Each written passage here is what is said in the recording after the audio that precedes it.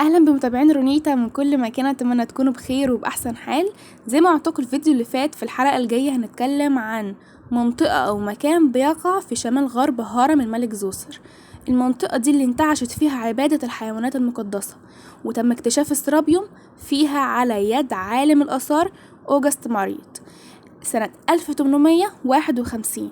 والسرابيوم ده هو اسم بيعني مقر أو ضريح الإله سرابيس، وهو مسمى يوناني بيجمع بين إلهين من آلهة مصر القديمة، وهما أوزوريس وأبيس. وسرابيوم سقارة ده عبارة عن مجموعة من الممرات المنقورة تحت سطح الأرض.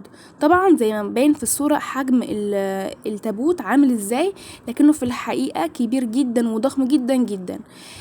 الممرات المنقورة تحت سطح الأرض ديت خصصت لدفن مومياوات العجل أبيس في توابيت ضخمة من الجرانيت، وكان بداية دفن العجول المقدسة دي من عهد الملك أمنحتب الثالث لحد العصر اليوناني الروماني. وبتختلف طبعا عن سرابيوم الاسكندرية. يعني سرابيوم سقارة مختلف عن سرابيوم الاسكندرية اللي كان معبد للإله سرابيس راس ثالوث الاسكندرية. أما بقى عن فكرة تقديس العجول المقدسة أصلا، فبيرجع لقمبيز الملك الفارسي اللي قام بالتنكيل من الآلهة المصرية وقلل من شأنها، وفقا لما ورد على لسان هيرودوت اللي أخبرنا عن الجرائم اللي قامت بيها الحملة الفارسية على مصر، واعتداء الفرس على الكهنة المصريين كمان، حتى انتهت تلك الحملة الفارسية بالفشل وعادت من حيث أتت، طبعا بعد ما تصدى ليهم المصريين في معبد الوحي في سيوة. فما كان من قنبذة لأنه قرر إنه يذبح العجل أبيس أثناء احتفال المصريين بالعيد المقدس لهذا المعبود.